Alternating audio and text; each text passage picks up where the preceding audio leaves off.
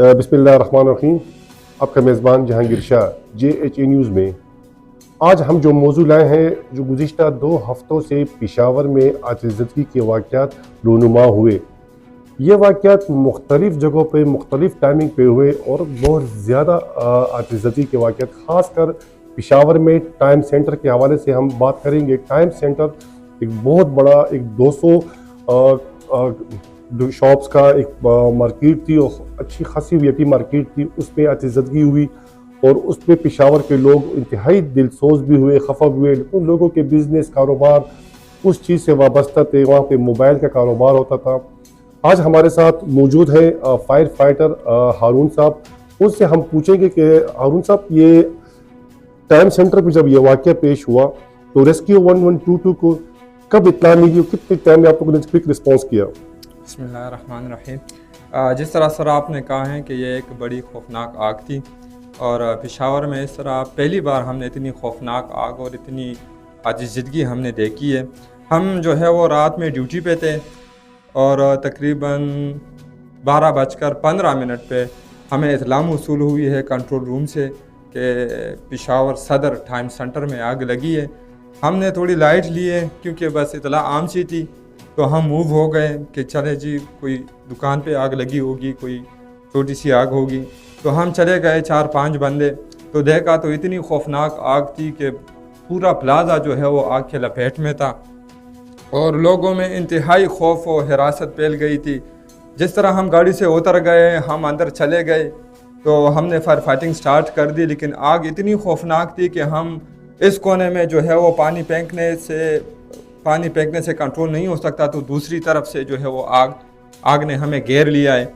इसके बाद जो है वो लोगों में खौफजदगी फैल गई। वो लोग कह रहे हैं कि भाई हमारे गांव, हमारे घर तक जो है वो आग जा रही है। तो लोगों ने हमें पकड़ा, हाथ से पकड़ा लोगों को और जो है वो एक जगह से दूसरी जगह में हमें ले गए। तो इस वजह से अफरा तफरी की वजह से हम वो आग पे काबू पा नहीं सके, क्योंकि लोगों की अफरा तफरी की वजह से हम जो है वो आग पे सही तरीके से कंसंट्रेट नहीं कर सके सर। उस टाइम फिर रेस्क्यू 1122 की कितनी फायर ब्रिगेड वहाँ पहुँची, कितने टीम वर्क, कितने बंदे वहाँ पहुँचे आप लोगों ने जिसने आग बुझाने की कोशिश की?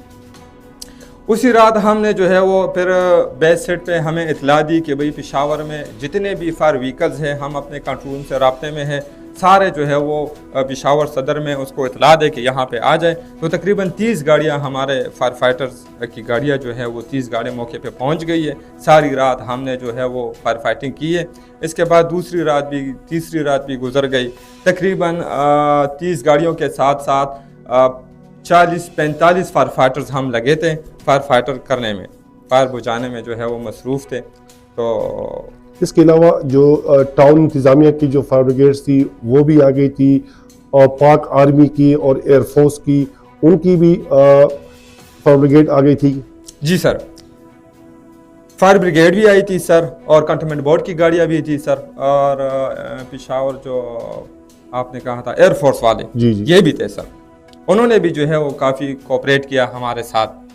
ये कैसा आग था जो अभी आज भी हम वहीं से गुजर रहे थे, उसी तरह धुआं निकल रहा है? ये अभी तक मतलब वो ख़त्म हो चुका है मगर वो तसल्ली बख्श नहीं है अभी तक, की क्या वजह है? असल में सर आग जो है वो मुख्तलिफ नौइयत के होते हैं। जिस तरह लकड़ी के आग होते हैं, पेट्रोलियम के आग होते हैं, ये आग जो है वो मैक्स किस्म के थे। इसमें लिथियम की बैटरियाँ भी थी और प्लास्टिक के जो एक्सेसरीज थे, मोबाइल के सामान थे, वो भी थी। तो ये जो इलेक्ट्रिक वायर भी थे, तो मिक्स किस्म के फायर थे। तो ये इतनी आसानी के साथ ये नहीं बुझ सकती सर। पानी के साथ ये आसानी के साथ नहीं बुझ सकती, ये टाइम के साथ साथ खुद बुझ जाएगी सर। पानी के अलावा कोई केमिकल भी आप लोगों ने यूज़ किया? हाँ, केमिकल यूज़ किया हुआ है ना, फोम जो है वो हमने यूज़ किया हुआ है। उस वजह से थोड़ी ज़रा बचत हो गई है। हाँ, थोड़ी बचत हो गई, क्योंकि फोम में जो है वो स्मदरिंग का अमल होता है। फोम जो है वो हम आग पे जो है वो फेंकते हैं, तो इस वजह से उसमें ऑक्सीजन कट ऑफ हो जाती है। तो फोम की वजह से थोड़ी आग जो है वो मदम हो गई। मतलब आपके लोगों की तरफ से सब कुछ क्लियरेंस दे दी आप लोगों ने, मतलब वो मार्केट की मतलब आग खत्म है इस टाइम? हाँ बिल्कुल, आग खत्म है, हमने क्लियरेंस दे दिया है सर। इसके अलावा मुश्किल काम है आग की तरफ जाना, मतलब ये रिस्क काम है। आप लोगों की ड्यूटी है, अल्लाह आपको ज़िंदगी दे, अल्लाह आपको बचाए चीज़ों से। क्या मतलब सोच के आप लोग जाते हैं? और अब ये इस किस्म की आप लोगों ने अपने कहा कि इतनी शदीद आग थी कि लोगों ने हमें पकड़ लिया था, जी समझ बिल्कुल। गए, मगर आप अपनी ड्यूटी सर अंजाम दे रहे थे, आप जी अपना बिल्कुल। वो कह रहे थे। क्या आप सिचुएशन थी, क्या हालात थे उस वक्त? उस वक्त हालात इस तरह थी कि सर हम जिस तरह आग पे पहुंच जाते हैं तो हमारी पुरजोर कोशिश थी कि ये आग हमसे फैल ना जाए, और हम जो है वो पूरी सेफ्टी के साथ, सेफ्टी होती है हमारे साथ, वो आग में जो है वो कूदते हैं और आग को बुझाने की कोशिश करते हैं। लेकिन ये जो आग थी, ये टाइम सेंटर की जो आग थी, ये इंतहाई खौफनाक आग थी। इसमें जो है वो लोग घबरा गए थे, इस वजह से लोगों ने हमें पकड़ा। आज भी एक आग लगी हुई थी, और कुछ दिन पहले ये LRH रोड के ऊपर वहाँ भी आग लगी थी। वो इतनी नौयत की नहीं थी, मतलब वो इतनी नोयत की नहीं थी सर, वो छोटे छोटे आग थी, सिलेंडर या गैस लीकेज की वजह से या शॉर्ट सर्किट की वजह से जो है वो आग थी।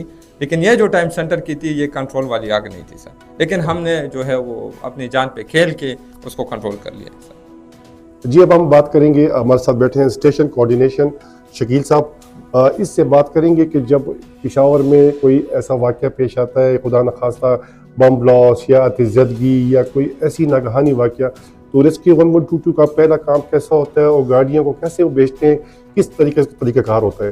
बिस्मिल्लाहिर्रहमानिर्रहीम जी। जिस तरह होता है, जब भी कोई इमरजेंसी होती है, फायर कहीं पे लग जाती है, तो सबसे पहले लोग डायल करते हैं 1122। 1122 डायल करने से वो डायरेक्ट हमारी कंट्रोल रूम की जाती है। तो फिर थ्रू बेस्ट टाइम ज़ाय किए बगैर हम वहाँ पे क्विक अपनी जो स्टेशन है वहाँ से गाड़ी मूव करते हैं टू द स्पॉट, कि टाइम ज़्यादा ना लगे और जल्दी से जल्दी हमारी गाड़ी वहाँ पे पहुँच जाए। वो थ्रू बेस्ट हमें इतला देते हैं कि फॉर एग्ज़ाम्पल आपने जिस तरह बताया कि सदर में आग लगी थी, कि टाइम सेंटर में आग लगी, आप जल्दी रिस्पांस करें। तो तकरीबन विदिन 3 मिनट हमने वहाँ पे रिस्पांस किया, आग को फैलाने से बचाया और वो आग को काबू पाया।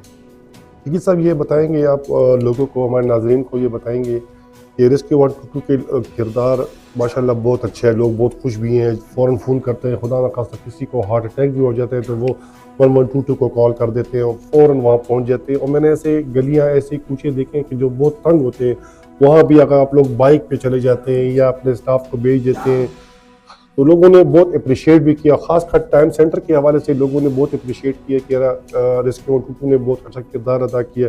क्योंकि सब कुछ बताएं, ये 1122 की जो आप लोग इमरजेंसी में जाते हैं तो क्या क्या सहूलियात आप लोग के पास हैं? अच्छा, इस तरह है सर, जब भी कोई इमरजेंसी होती है तो लोग सबसे पहले कॉल करते हैं 1122।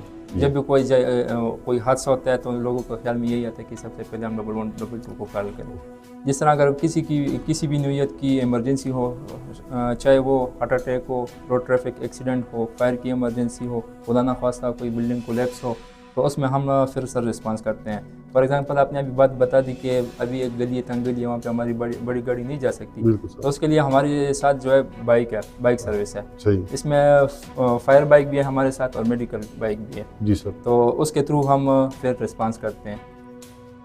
तो सर, कोई ऐसी आवाम को एक मैसेज दें आप, कह रहा कि कोई ऐसा वाक़या हो तो आप लोग को फ़ौरन कांटेक्ट करें, ऐसे कोई मैसेज दें? इस तरह का कोई खुदा ना खास्ता कोई भी इमरजेंसी होती है तो आप सबसे पहले 1122 को कॉल करें और फिर कोशिश करें कि जहाँ पे ये हादसा हुआ है वहाँ पे आप ज़रा साइड पे हो जाएं, क्योंकि हमारे जो स्टाफ वाले आते हैं, सर्विस वाले आते हैं, रेस्क्यू 122 वाले, तो उनको मौका मिले कि वो A to Z जितना भी है वो अपने काम पर पूरा वो काबू पा सकते हैं। फॉर एग्ज़ाम्पल आग हो उसको पूरे काबू पा सकते हैं। बाज़ औक़ात इस तरह भी हो जाती है कि हम एक इमरजेंसी, फॉर एग्ज़ाम्पल फायर की इमरजेंसी है, तो वो लोग जो हैं वो जगह पे इकट्ठे हो जाते हैं, हजूम बना देते हैं, तो उस वजह से फिर कुछ मुश्किलात पेश आ सकती हैं। मतलब कि जहाँ पे खुदा न खास्ता कोई वाक़या हो जाए तो 1122 एम्बुलेंसेस को, गाड़ियों को पहले जगह दें, रश न बनाएं, रास्ता खोला रखें, क्योंकि फ़ौरन उसको रिस्पॉन्स मिले, उस वाक़े पे मुकम्मल वो देखभाल उसकी हो सके।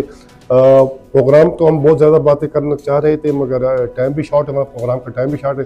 मैं हारून साहब का, शकील साहब का इंतहाई मशकूर हूँ जिन टाइम निकाल के हमें मौका दिया। अगर किसकी इजाज़त दें, अल्लाह हाफिज़।